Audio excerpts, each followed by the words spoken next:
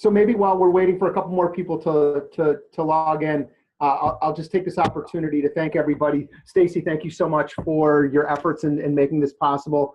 And I also want to thank, especially Larissa, Rosie Castle, and Jeff Good for their efforts in getting this opportunity ready, but also for the implementation we've been doing with Dreambox. And last and certainly not least, I'd like to thank all the teachers who are using it.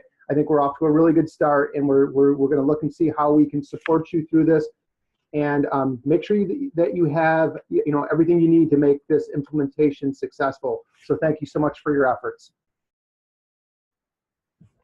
So Stacy, I'm going to mute myself. Why don't you go ahead and start? I'm sure there's a lot of stuff that you want to share with people today.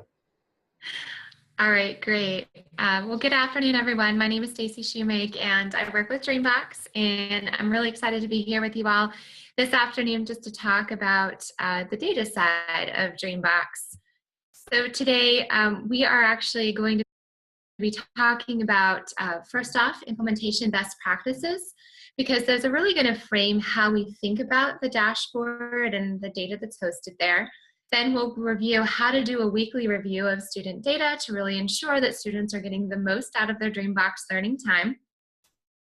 We'll review the student overview tab. There are going to be some changes coming up to that very soon here. And then we'll look at the standards view of information, how you can use that to monitor progress, as well as how you can use that to flexibly group your students. And then we'll finish out today with some additional resources that you all can use throughout your Dreambox learning implementation this year. But as we go through today's session, if you have any questions, you are absolutely welcome to unmute yourself and ask that question as it comes. Or if you'd like to use the group chat, I actually have that up on my second monitor, and I'll be monitoring that throughout the session today as well. And I believe, Larissa, are you going to record today's session as well? Awesome. Okay. Yeah. So I started the recording earlier, so because I was paranoid about it, so it's set. Okay, perfect. All right.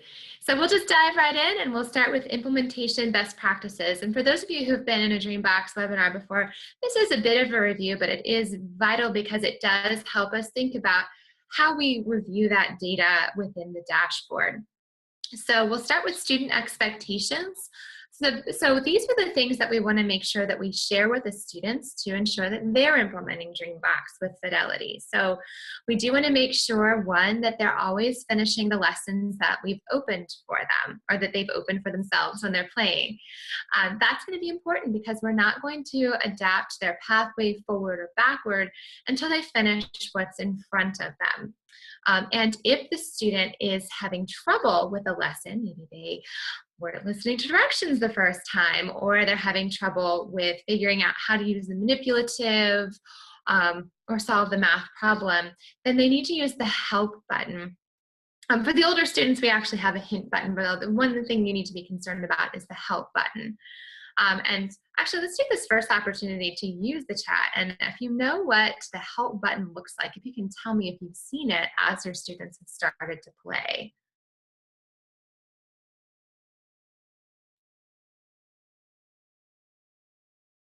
So we'll see if anyone's brave. Seen that as they're working. And it's okay if you haven't. That's fine too. I'm going to show it to you in just a moment.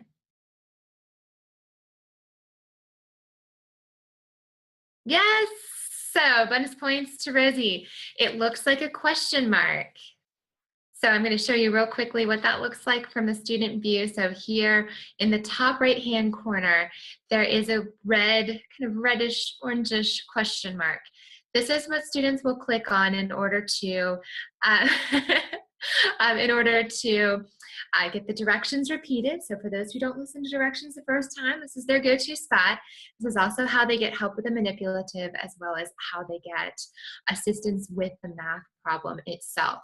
Of all the things that you need to remember about that student learning environment, remembering that that question mark exists and that students need to use that rather than raising their hand and getting help from you is the most important thing. Going back to our list, we do want to make sure that students use the manipulative that's on the screen. So no paper, no pencil, no calculator, which I know for a lot of the students that you're working with, paper, pencil, calculator, not as much of an issue for the nature of the problems that they're solving. But we also want to make sure that they don't have any snap blocks or counting bears or cubes or anything else other than what's on the screen to help them solve the problems. And then finally, we do want them to work independently. So what they do in Dreambox should be a reflection of what they know, not what their parents, their teachers, or their peers know. So it's really, really important that we encourage them to work independently by using that help button and asking them to try to puzzle it out like real mathematicians do.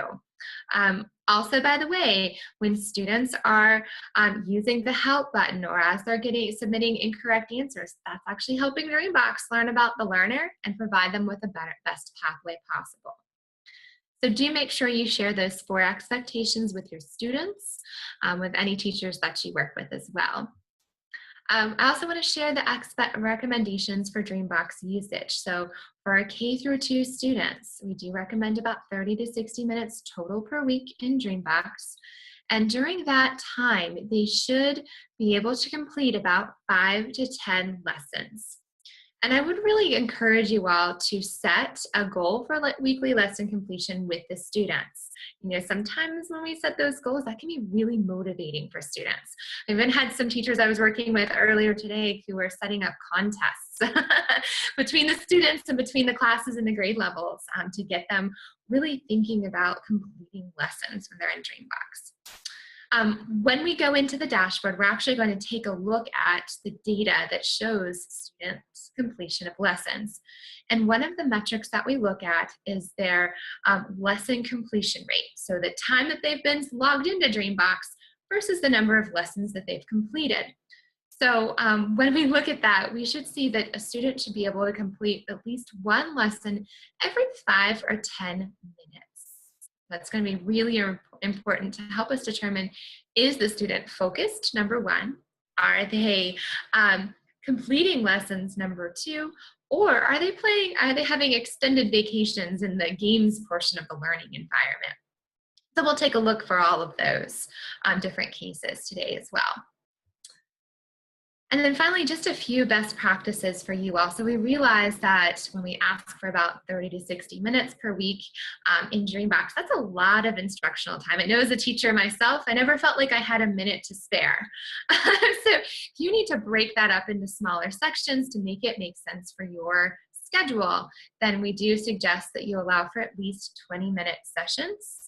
That's going to give the average student enough time to get logged in, get focused, which we know can take a little bit of time for some of our kids, and also get at least 1 or 2 lessons completed. We do want to make sure that students are getting Dreambox to the recommended time per week, and then set a goal for weekly lesson completion. It's always really great to have students start tracking that data early. And then we should also go into the dashboard to track their weekly usage, both their time and their lessons completed, and also just to see what they're accomplishing and when they're working in Dreambox. So we can use that data to help impact instruction. Last little piece of information before we go into a discussion question. There are lots and lots of ways to get the time in Dreambox in. I know that that can definitely be a challenge. So we do have a lot of teachers who will use this as a way to allow them to have small group instruction. So they'll take a small group of students and work with them on a topic in math, maybe doing a math workshop model. And then they'll send the rest of the students working on Dreambox, working on their own individualized pathway. Some teachers will also use this as a center within their math classroom or rotation that they use just throughout the day or throughout the week. I know some teachers have centers that students rotate throughout the week or throughout the day. Also, some teachers will use this at the beginning of the day. I know that sometimes it's challenging to find appropriate morning work for each one of your students as they come into the classroom. Dreambox can be one of those choices for morning work. Also, I know that there are certain points in the day where your kids just need some individualized time. I know from my students when I was teaching, it was that after lunchtime.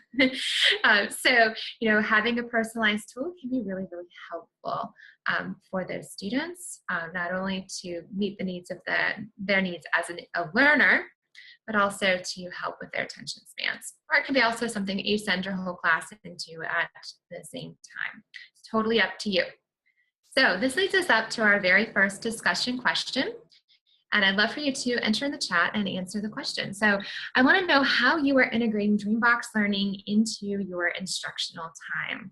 I love this part where we get to share the answer to this question, because that really does help us see a little bit more information about what you all are doing and learn from each other too. So I'll give you all a few minutes to enter the answer to that question.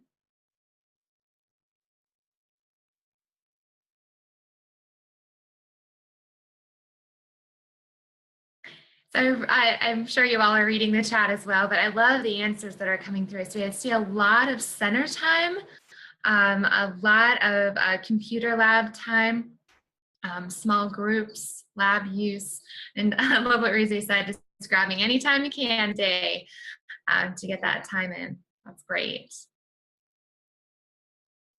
And sometimes it can be, for certain groups of students, it can be challenging to work this into the routine. I think, getting them into the routine of getting logged in and making sure that they're going into the places where they should be can definitely be a challenge. But just like everything else, like teaching them to line up, it's working on that process. So I love the different ideas that have come through.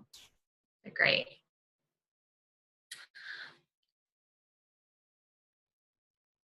And Shannon, I'm so glad that it's easy for your kids to get logged in. That's awesome.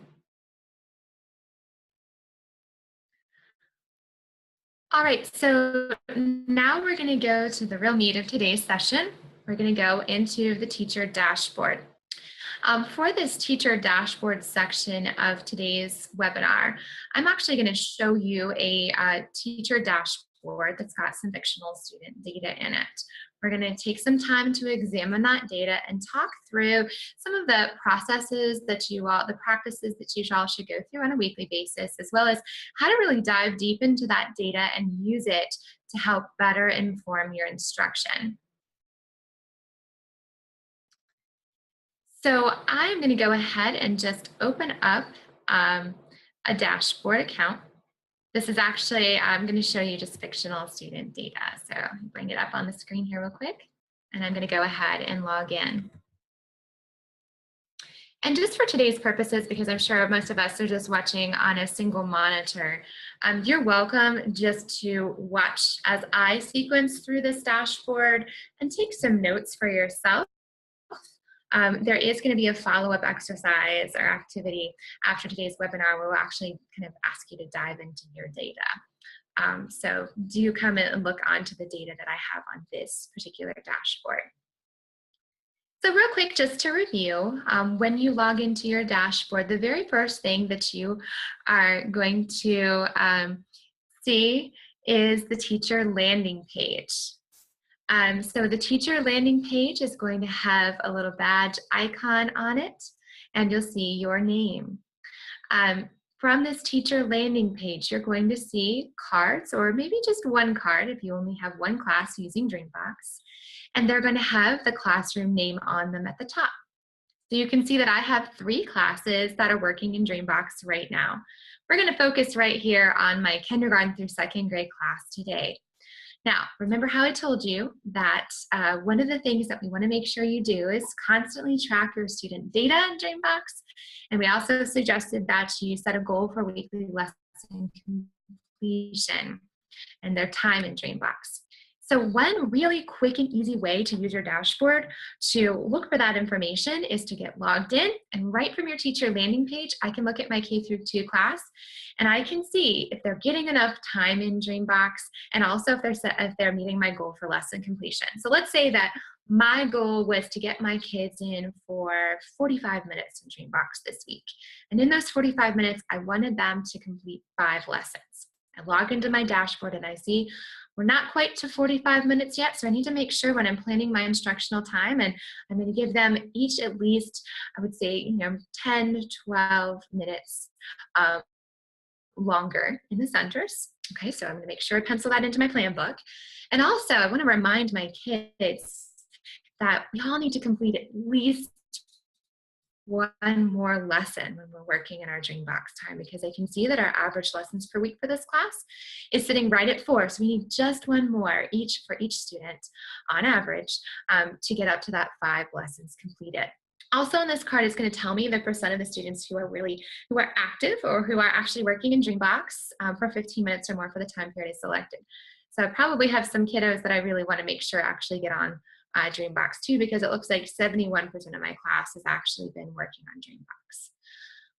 Now the last piece of information, average standards met, is going to vary based upon the standards that the students are actually experiencing. Because we all know as educators, there are some standards that take quite a while to teach and some standards that don't take quite as long for students to really master. So when we say a standard is met, like this right here at the bottom of this K through 2 card, that tells me that the student has completed the standard with, they've really mastered it. They've experienced it over and over again through lessons. So here, when I say average standards met, usually in about a month, I should see somewhere between 1 and 3 standards met. Right now, I'm looking at data for the last 7 days, so I can use the drop down and I'll just change it to the last 30 days. And I can see that my K through 2 class is in that acceptable range of somewhere between 1 and 3 standards met for the last month. Looks like my 6th or 8th grade class needs a little bit, needed a little boost to get to there. But I also noticed that their average lessons per week was pretty low. So I'm sure if I boosted that, that would also boost their average standards met, because they have to complete lessons in order to actually meet standards. All right, so from here, if you all have any questions, by the way, enter it in the chat or feel free to interrupt me. But from here, we're going to go into my K through 2 class, and there are 2 ways that I can do that. I can click on the card for the class, or if I've got my navigation pane open, like this blue navigation pane, I can also click on the class name. And we're going to stick with my K through 2 class to track those kids and see what they've been up to recently. When I navigate to that class, I'm going to see the icon change for my dashboard. So I'll see a purple icon with a desk on it. That little purple icon just lets me know that I'm now looking at the classroom level of information. So for this classroom level of information, the first thing I'm going to look at is their lesson completion rate. So remember, I want to do this on a weekly basis. So I'm going to go to the overview tab, and I'm going to change the date range to the last 7 days, because remember, this is a weekly practice. When I get to this information, I'm going to scroll down just a bit so I can see my whole class, and I'm going to click the lessons column once.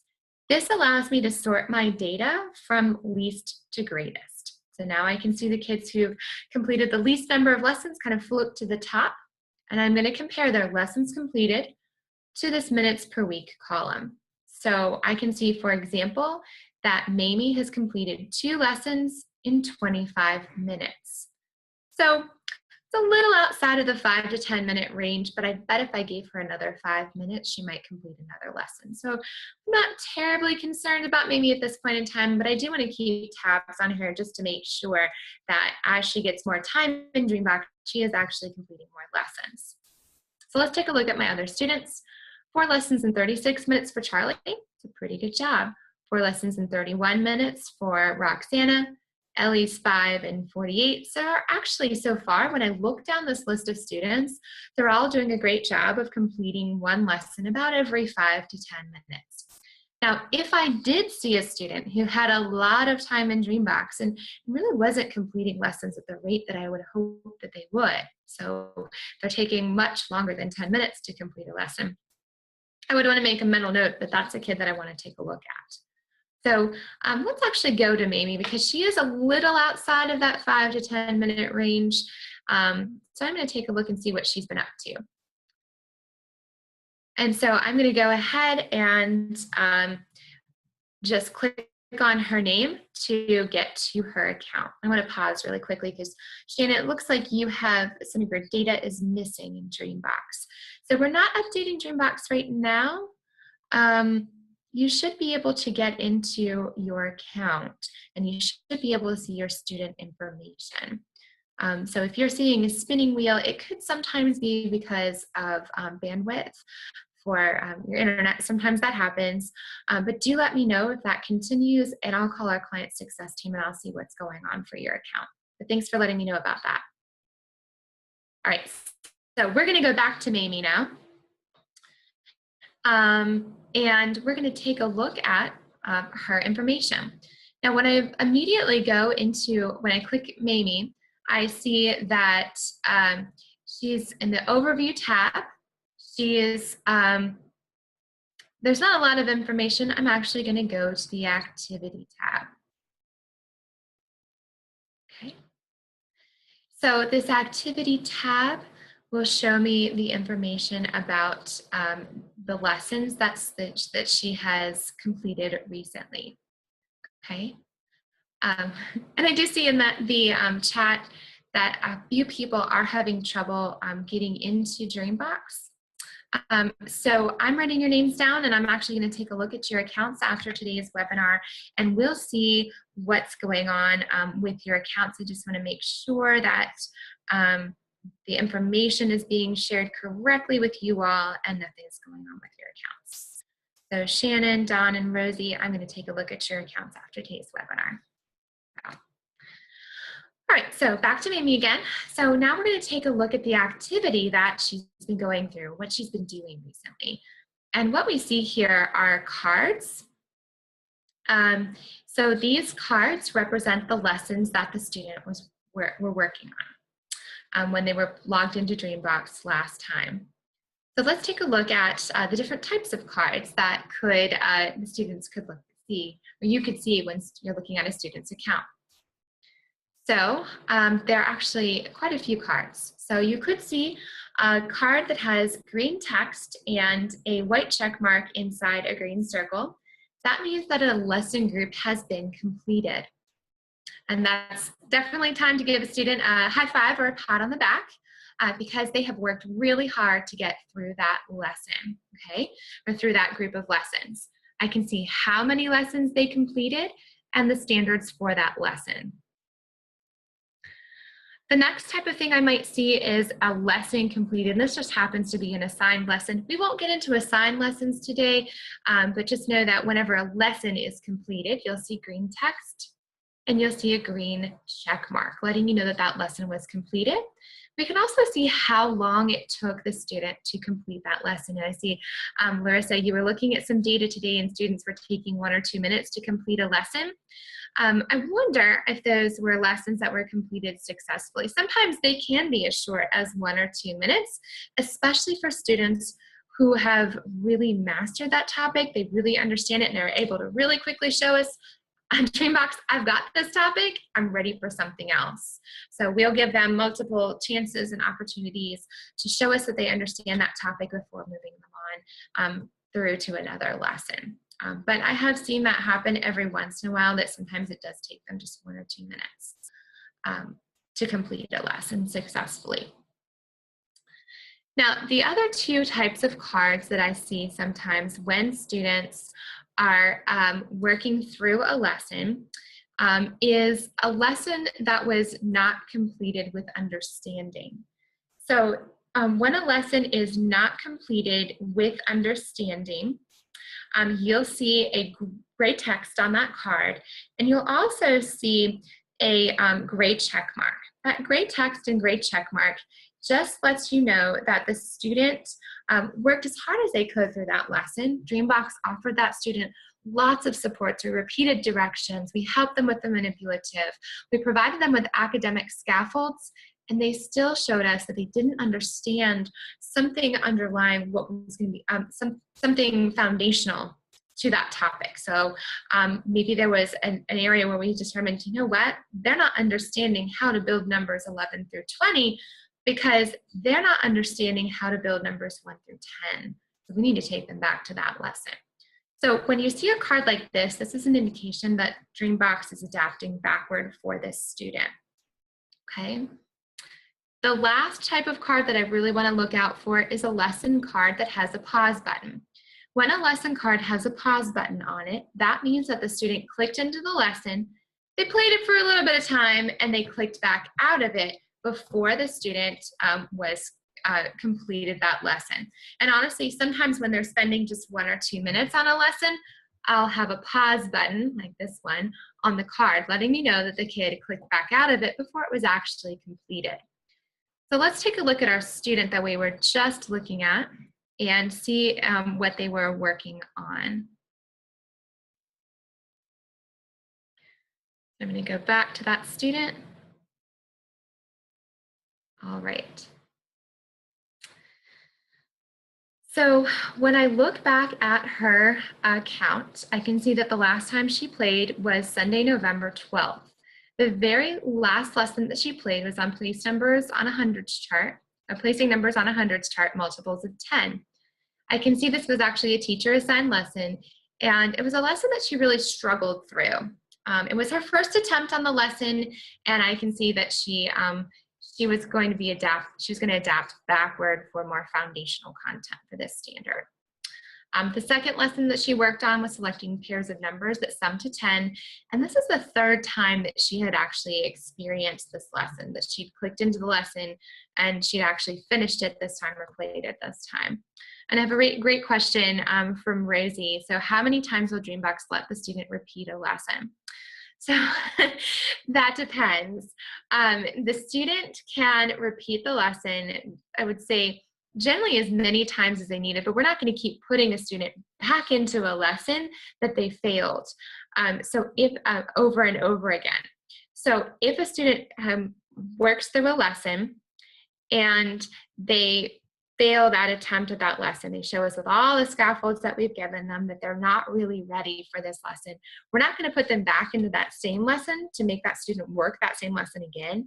We'll actually take them backward a step or two through the lesson group to provide them with a more foundational lesson. Now, this student, my guess is this is her third attempt at working through the lesson, because she clicked into the lesson and clicked back out, and clicked into the lesson and clicked back out. So this is the third time she worked through this lesson. But generally you won't see them working through lessons multiple times. Now, as I scan down this list, I also see that she did work through a lesson in a lesson group and completed it successfully. As I keep scanning down the list of lessons that she worked on, pausing lessons quite often, to make sure that I share with her that it is really, really important when she clicks into the lesson to play that all the way through to completion, using that help button if she needs to help her complete the lesson.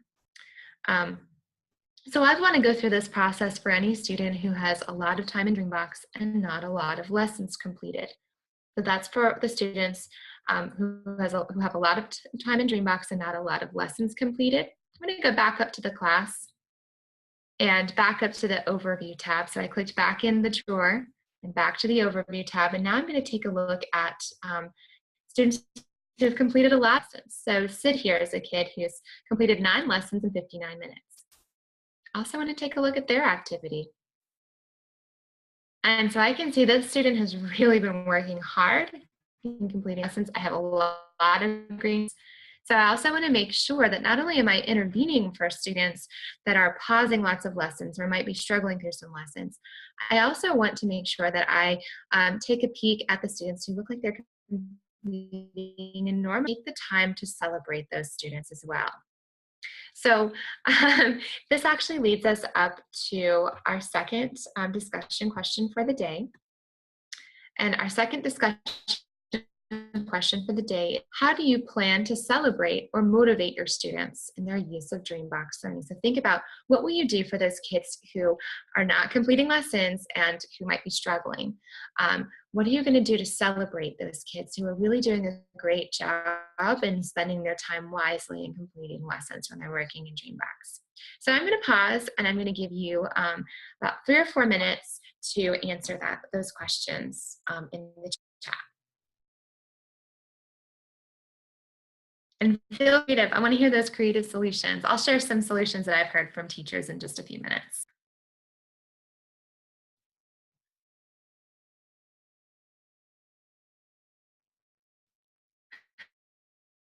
So I love the different responses come through the chat. That's really great.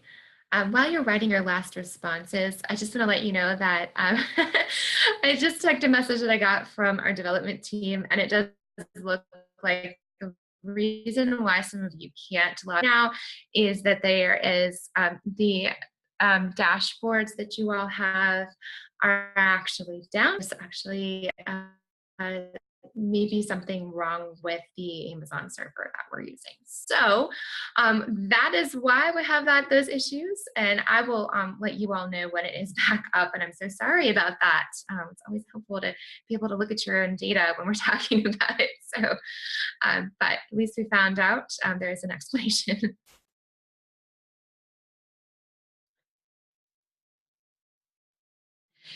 So I really love to hear the different ways that you celebrate your students. I love the Dreambox Stars of the Week. It's an awesome idea. Visual charts to get your students tracking your data, sticker charts. I love just the praise and the claps and announcing to others. We've actually got some certificates, and I'll show you where those are. And I love the ideas with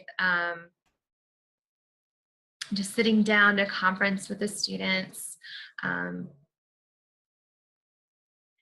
one thing that you need to be very, very careful about if you're going to have students, if you're going to sit down and work through Dreambox together, be very careful, because remember, we want to encourage students to really work on Dreambox on their own. So let me show you a way that you can actually help the students through their Dreambox lessons and actually sit down and talk through some of those things.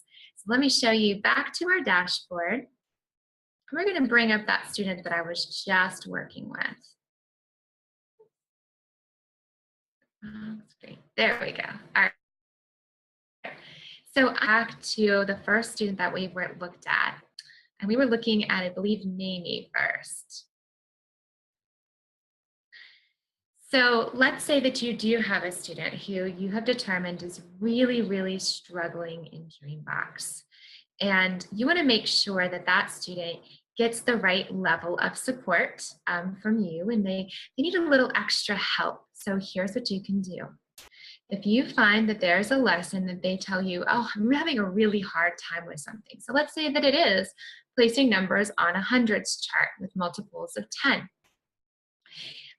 If that student describes a lesson to you and you say, okay, maybe we need to try that lesson together, the best way to do that is to do it through your teacher dashboard. So you can go into your dashboard, like I am now, go to their activity tab, find that lesson, and there's a play lesson button. So I'm going to turn this on. You're going to hear a lot of chatter from our narrator, Stella. So this lesson's going to load up. And the great thing about doing it this way is it's not going to access the student's data, so it's not going to impact their pathway. Move the tiles to the hundreds chart. So when you access the lesson from the dashboard in this way and work through the lesson with the student from the teacher dashboard, it's going to allow you to see if the student is actually using the manipulative appropriately, or if the student's having trouble following directions here and remembering where to put that tile. So here, remember, Dreambox is going to allow me to try it again and put it in a different spot. I'll help you with this one. Move the tile to the correct place. So now I've got another scaffold to help me get through this problem. Anytime I work through a lesson like this, by accessing it through the teacher dashboard rather than a student's account, it means that I'm helping the student understand the lesson, but I'm not actually impacting the lesson sequence or the lessons that they will see when they work through their lessons as they get through their own account, because this was accessed just through the teacher dashboard. Okay. All right. So the next thing that I want to show you is a new overview that we're going to have for students. Right now, if you go dashboard, when that dashboard is back up, you'll notice that the overview page is fairly blank. That's actually done strategically because we are about to add more to the overview tab for your students and for yourself. So they're actually hoping to get it out this Friday, which is super exciting. So this should happen really soon.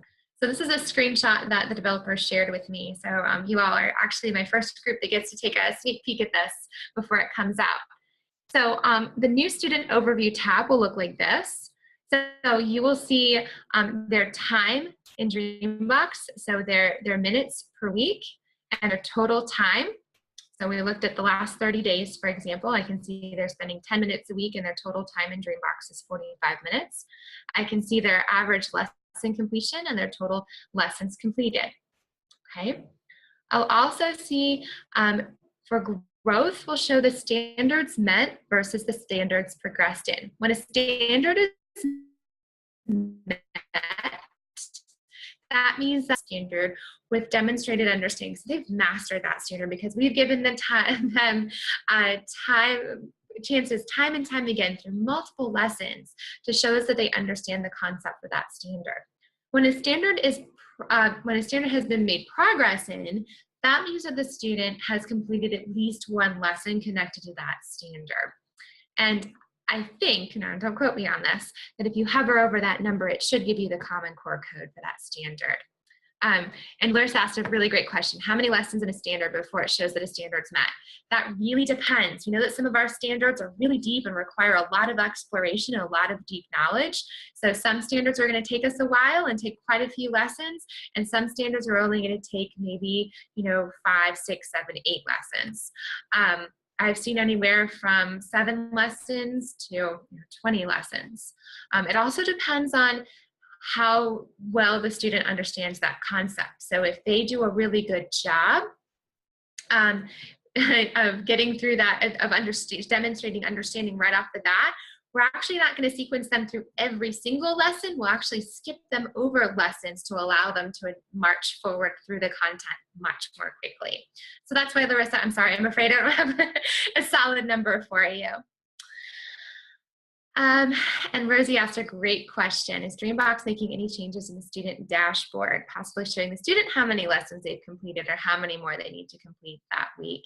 At this time, they're not, but that I'm glad you asked. Every time someone asks, I keep sending that on to the developers because that's something I want to. I think it's really powerful when the kids have that data at their fingertips as well. So I will definitely forward that request on to the developers if they hear it from another person other than me that wants that. The other data that you'll see is a little graph shows their proficiency and their growth. So as they're becoming proficient in something in a specific domain, you'll see this green bar start to grow. You also see what they're currently working on. So you'll see whether they're proficient on what they're currently working on in a lesson group, if they're in progress on this particular lesson group, or if they're, and when it says may need attention, I don't know if you all can see this, it's actually pretty small. When it says may need attention, it will let you know that the student has a few failed attempts at lessons within that lesson group, and there may be something going on, so that may be a time you might want to pull up that lesson and play a lesson with that student.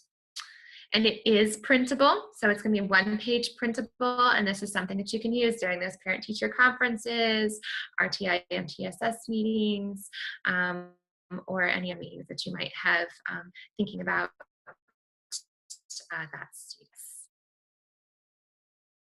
All right, so that is coming out, we're hoping by the end of the week. So Oh, and one more question from Jeff. So the difference between the shading.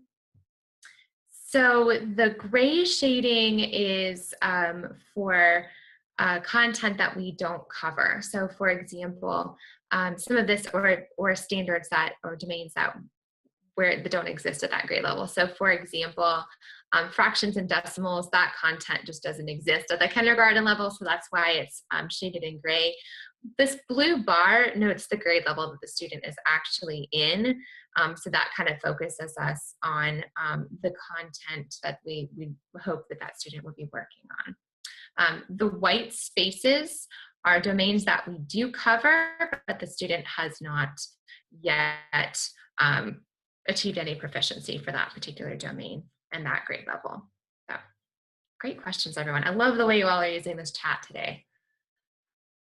All right, so now we're going to go back to the classroom level. So I'm going to go back to the classroom within the blue bar, and we're going to take a look at the standards. So the standards tab is going to be the third tab from the classroom view. And just a real quick review, the classroom view, I'm going to look for the purple icon with the desk on it. The standards tab is going to give me options as far as what grade level I want to look at. So right now, this is a first grade class, so I'm looking at first grade data, although I could go back to kindergarten or all the way up to 8th grade if I need to. And the first view that I see for standards is the grid view. I love the grid view because this gives me a great bird's eye view as to what standards my students are working on or have worked on and where they are. So let's take a look. You see a few different symbols. When I see a green symbol, that means that they're proficient. That means we tested them over and over again through multiple lessons, and they've shown us that they have mastered that standard. When a standard is in progress, that means that the student has completed at least one lesson for that standard with demonstrated understanding. So they're making forward movement within that standard. If I see an orange triangle, that means that the student may need some attention. So that means that they've failed or not successfully completed a couple lessons within that lesson group. And so that's one indication that Dreambox is adapting backward for the student. But if I see that indicator, and I know that that's a student who classically struggles, I may actually want to go in and look at that particular, look for a lesson connected to that standard and play that lesson with a student and see what the hang up is for those kids. Are they using the help button to get assistance? Are they understanding how to use the manipulative, or is it the math that's getting in the way? And is there some little helpful hint that I can give for that student? So I might want to click on that student's name, get down to their activity tab, and find the lesson connected to that standard and play it with them from the dashboard. The last thing I might see is an open circle, and an open circle tells me that the student did not complete that lesson has not worked on that standard yet. Sorry about that, everyone. So there are a couple reasons why they haven't worked on the standard. It could be that they haven't had enough time, or that they have a foundational gap that we're working them through before it's appropriate to put them on that standard. So this is just something that it's not appropriate to put them on yet, or they haven't had time. So from this bird's eye view, I can take a look and just see my students' progress to the standard. So for example, I can see that Porter has completed most of the first grade standards, and I can see that Mamie is just getting started. Charlie hasn't worked on them at all yet. The other thing that I can do, and so I can use that to help me kind of gauge my instruction. The other thing that I can do is go to a grouping view. Now, the grouping view is available when I use the drop down and select grouping view. Hone in on a domain, a standard, or a cluster. So for the grouping view, I'm going to pick just number and operations in base 10 as an example. And I am going to pick when NBT A.1. So we're counting to 120. Now I can see where my kids are with this concept who have not started working on this content at all. So that's Charlie, Mamie, and Roxana. They're classically my struggling learners in this class. The kids in the standard in progress category, so that's our center column, those are the kids who have at least one lesson completed with demonstrated understanding. So that's Kenneth, Jacinto, Greg, and Valencia.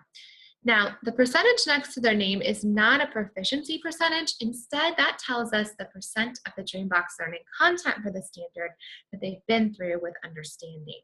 So Valencia is just starting it. She's only 8.3% of the way through this concept. But Kenneth is almost all the way through. He probably only has a lesson or two more to go before he's proficient in this standard. And then finally, the last category I see is the proficient in standard category. So these are the students who have met this standard. So they've done multiple lessons connected to the standard. They've shown us that they really have a deep and meaningful understanding of how to count to 120, starting at any number less than 120. So there are quite a few students in that category. Now, when students are in that category, once they've mastered this standard, we move them on to other standards, either within this domain or other domains that we know that they need to work on. Now, this data can be very helpful for me because I can use this to help me figure out my flexible groups for instruction when I'm working on counting to 120 with my group. So, I can use this to determine my low, middle, and high level groups. I can also use this to help me figure out how low my low level group is. So counting to 120, we know that there are some things that come before that. So I can actually go into kindergarten. And I can look at number and operations in base 10. And I can see if these kids are, you might take them back to, I can see if they're able to count to 100 by ones and tens. If they don't have this down, then I may need to take them back to this concept. So Charlie and Roxana were kids who didn't know how to count to 100, hadn't started counting to 120. Well, they also haven't been counting to 100 by ones and tens in Dreambox either. I may need to take them back to something more foundational rather than working on the first grade standard. So I can use this grouping view to help me figure out just how far back I need to adapt my instruction. Also, let me get back to the original standard that we were just in. So I may want to start some of my students just working on that counting to 120, reading and writing the numbers. Some of my students in the center category, the standard in progress category, so that means they're working on this already. I can use the percentage next to their name to help me figure out, do they need me to put them in the just started group that are just starting to get a grasp on this topic? Or are they students that are ready for something a little bit more advanced?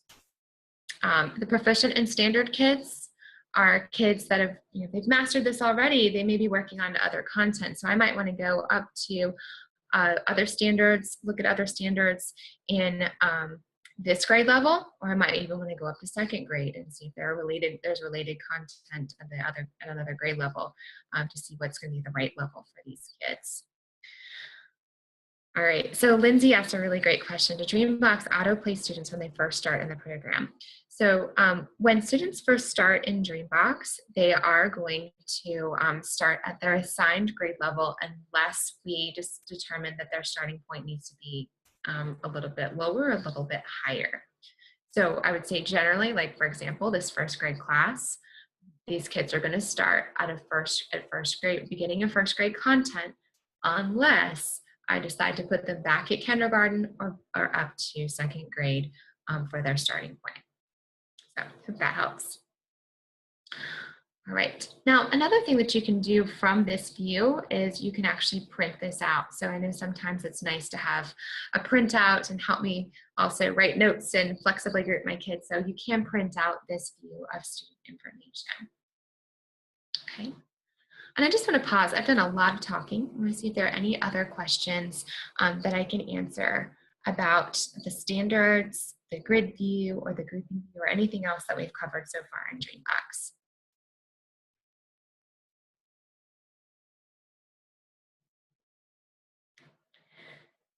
So one thing that I just realized I neglected to show you that's going to be very important when you're reviewing your student information is sometimes we'll find that our little ones will spend extended time in the games of the portion of the environment. So for your K through 2 kids, there's games or there's areas that are outside of their math lessons are called My House and the Arcade. My House is where the students can actually check the rewards, their coins that they get from purple backpacks, their adventure friend cards that they collect, certificates that they've earned. It's also where they can change their avatar. Or they can also go into play manipulative tutorials. Now the arcade is where students can spend gold coins to go play really quick little 60 to 90-second games.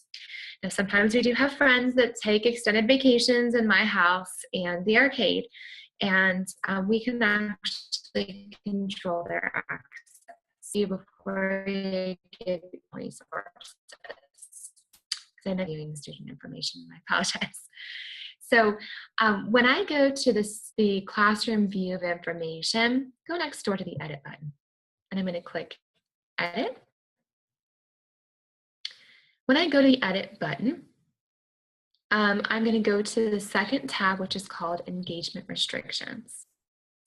Now the engagement restrictions tab does a couple things for me. It allows me to set the school hours so I can collect data about when students are playing. It doesn't actually limit their access, it just collects data about whether they're playing during the school day or after school day.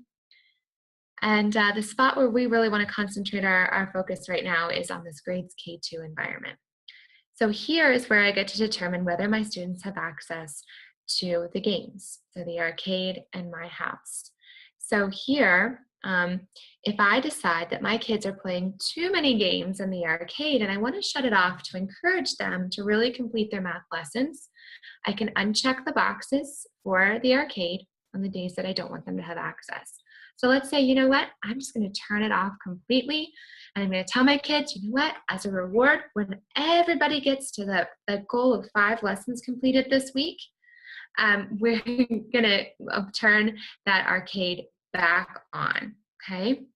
Same thing for My House. I can determine what days they have access to My House to turn it on and turn it back off. So right now I've turned it off Monday through Friday, and anytime I want to make a change, I click the green save button that's in the top right-hand corner. Yep, and Rosie, you're right. So a lot of teachers will use this as an incentive, and it's nice, you know, teachers, it's nice to have a free incentive. So this is a nice little incentive for getting your kids to complete lessons and really stay on task. So I wanted to make sure I show that to you before we go into the additional resources. All right, so I just clicked the exit button to get back to my classroom view of information. And if you have any questions, make sure you go ahead and enter those into the chat. But I want to show you some additional resources. So it sounds like someone has, Jeff Goods set it so that they just go on Friday or after school. Sounds like a great plan if that's what works for you all at your school. All right, so now to additional resources.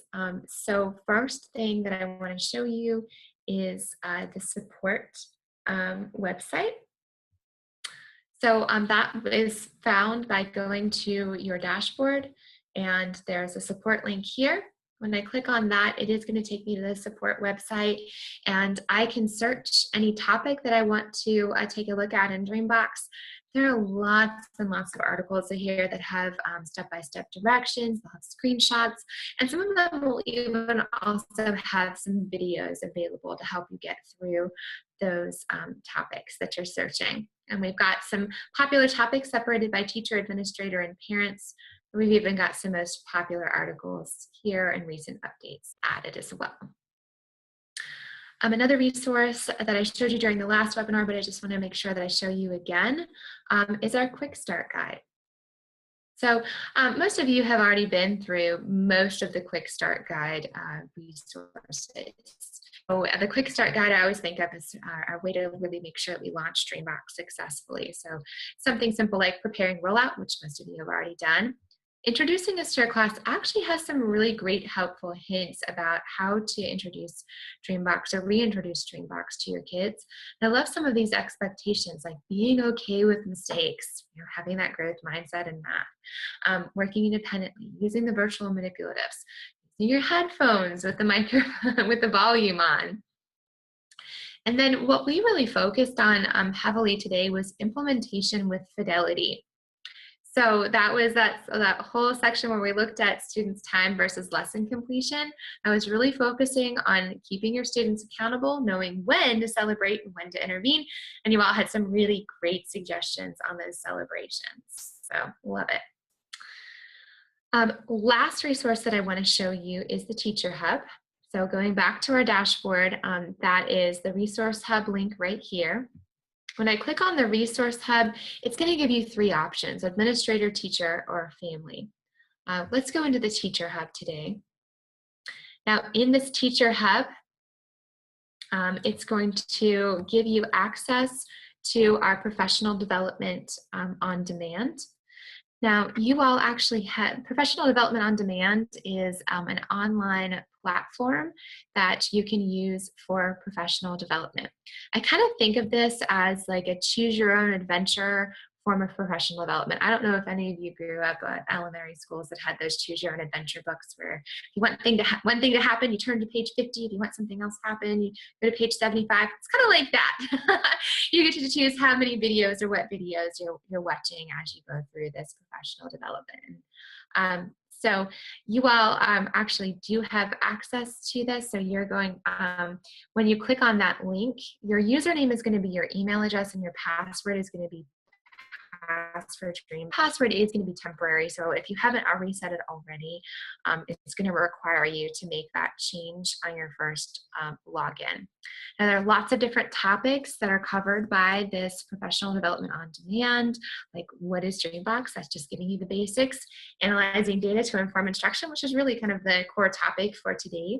But there are also there's some great content on number and sense, addition and subtraction, multiplication, division, fractions, and decimals, which can give you some really great resources to better understand the structure of the Dream Learning lessons and how to bring that into your classroom. There's also something on student motivation, which we touched on just briefly today, how to motivate the students, how to celebrate them and incentivize them. So there's even a module on that. There's some on interactive whiteboard use, assign focus, which we'll actually get onto a later webinar, and then also bringing this resource into for families. So that's all available at PD on Demand. That link is right here in your teacher dashboard or your teacher hub. As we scroll down, we also have some really great teacher tools that you can use as your interactive with. For today's purposes, classroom motivators. So I know that one of the things that I'm going to go back to the developers once again and ask for is a way for students to track their own lesson completion within the dashboard and giving them tips while they're logged in. But one way that you can have students track their data is to actually give them one of these calendars. So there's a big blank calendar here. You can have your students have that calendar as they go to their Dreambox time and put a little check mark in the box every day that they complete lessons. And they can count up those check marks or tallies for students so that they can track their lesson completion. Also, if you want to set up contests with your class or other classes, there are these K2 tracking progress calendars so that you can track the class's progress, which is another great way to celebrate and motivate. Also, we have certificates. And these certificates are great ways to reward your students for the hard work that they're doing. And Rosie asked a really great question, certificates that are pre-populated with Dreambox info. So I'd love to hear what kind of info you want to have on those certificates. I'm more than happy to share, Rosie. But here are some just Dreambox Learning branded sort of certificates, so you can get them as rewards for their Dreambox time. Got some elementary school activities. They're kind of, I think of them as rainy day activities. But my favorite thing is the math journals, and this really gets students reflecting on their time in Dreambox. So there are pre-filled reflective prompts, getting students to think about what they did in Dreambox. What was hard for them? How do they persevere through that? What strategies did they use? So those sorts of things in these nice reflective journals that you can print out and use with your students. So once again, these are all available in the Teacher Hub. You can get to the Teacher Hub by going to the resources link here.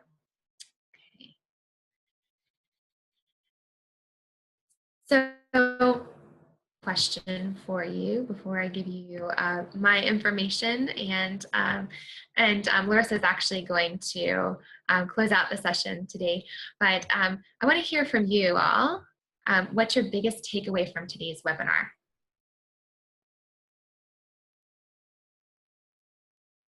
And while you're writing that in, Shannon asked a great question. So how many checks do students need in order to get a coin? So that depends.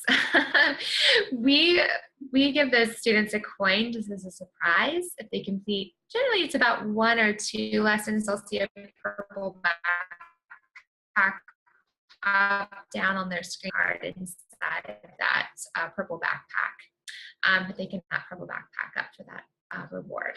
There's, as far as I know, there's no standard number of lessons they have to complete in order to get that.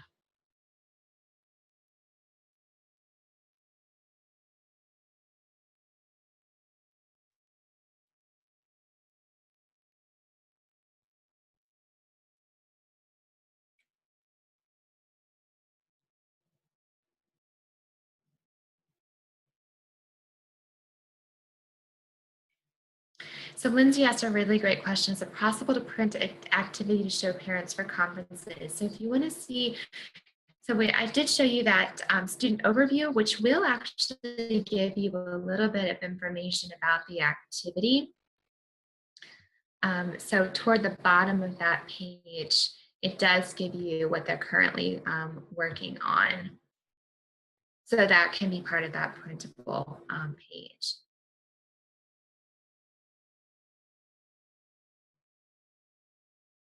And Shannon, I'm right there with you. I'm super excited about these dashboard changes. I'm glad you are too.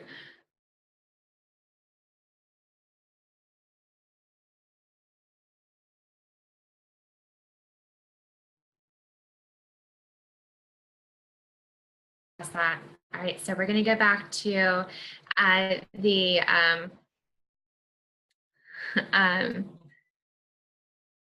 that view. So let me bring up the dashboard again.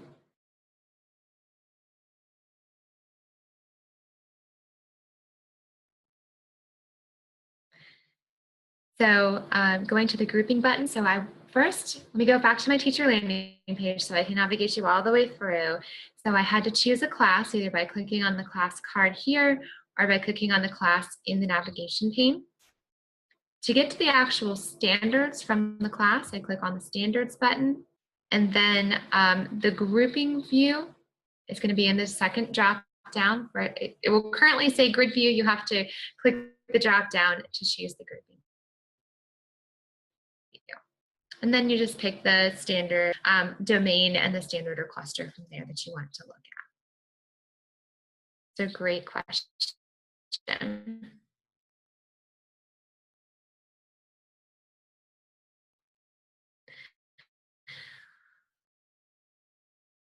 And like Jeff said, we are going to do more webinars this year. I love to hear feedback from you all about the things that you want to see. And so also, if you need help with anything, just know that I'm available. It's about something that we went over today's webinar. You're welcome to email me. Also, another group of people that you can reach out to who can also talk you through anything that we talked through today's webinar is our client success team. These people are really our help desk extraordinaire. They are able to talk you through anything with the dashboard.